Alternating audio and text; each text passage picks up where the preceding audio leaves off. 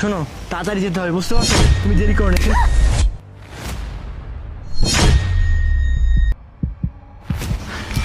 কি ব্যাপার, এই ফোনটা এখানে কোত্থেকে আসলো? কি ব্যাপার প্রিয়া? আমি তো জানি না। তুমি জানো না মানে? আমি তো স্পষ্ট দেখতে পাচ্ছি বেলুনের মধ্যে এই বিড়িটা লাগার সাথে সাথে ফোনটা ঠাস করে বেলুন থেকে বেরিয়ে আসলো। এই এই মোবাইলটা কার? হ্যাঁ, আমার মনে হচ্ছে ওনারই। কার এই মোবাইলটা? সত্যি করে বলুন, মোবাইলটা কার? আমি তো কিছু জানি না। এই আপনি জানেন না মানে? দেখুন, আপনাকে আমি শেষবারের মতো জিজ্ঞাসা করতেছি, সত্যি করে বলুন এই মোবাইলটা কার? ভাই আমি না বলতেছি আমি কিছু জানি না। তার মানে মোবাইলটা আপনার নয়।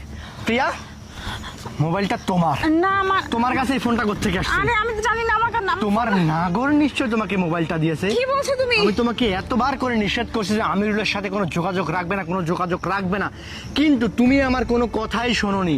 তুমি ঠিকই ওর সাথে যোগাযোগ রাখছো, তাই না? আর সেই সূত্রে তুমি আমার কাছ থেকে বারবার বাচ্চাদের মতো বেলুন চাচ্ছিলে। আমি তোমাকে বেলুন দিতে চাইনি, তারপরে তুমি জোর করে বেলুন চাচ্ছিলে। বেলুনের মধ্যে করে মোবাইলটা নিয়ে যাচ্ছিলে যাতে আমি তোমাকে ধরতে না পারি। এটাই ছিল তোমার মনের প্ল্যান।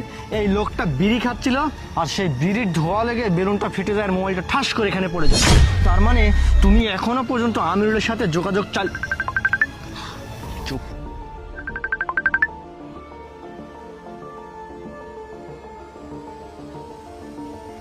কথা তুই বলবি যে তোর হাজবেন্ড নেই, তোর হাজবেন্ড বাড়িতে নেই, তোকে যেন ও যেন বাসা আসে। বল, কথা বল, বল। হ্যাঁ, আমার হাজবেন্ড তো বাসায় নেই, তুমি বাসায় চলে আসো। আচ্ছা ঠিক আছে, রাখি। এইবার বুঝতে পারবি বছরে কয়দিন আর মাসে কয়দিন। চল ভাই, আপনাকে অনেক বড় ধন্যবাদ। আপনি অনেক বড় একটা সত্য উদ্ঘাটন করে দিয়েছেন। চল বাসায় চলে যা। আরে বেবি, আরে বেবি, কি অবস্থা তোমার? তুমি আসছো? তুমি কোথায় ছিলে? তোমাকে ফোন দিয়ে পাওয়া যায় না ঠিক মতো। আরে কোথায় ছিলাম মানে, শোনো বলতেছি কি, আসতে ভালো হয়েছে, কিন্তু তুমি এখন আর থেকো না, তুমি চলে যাও। আরে কি বলো, তুমি থাকবো না? আসলে শোনো না, তুমি এমন করতেছো কেন?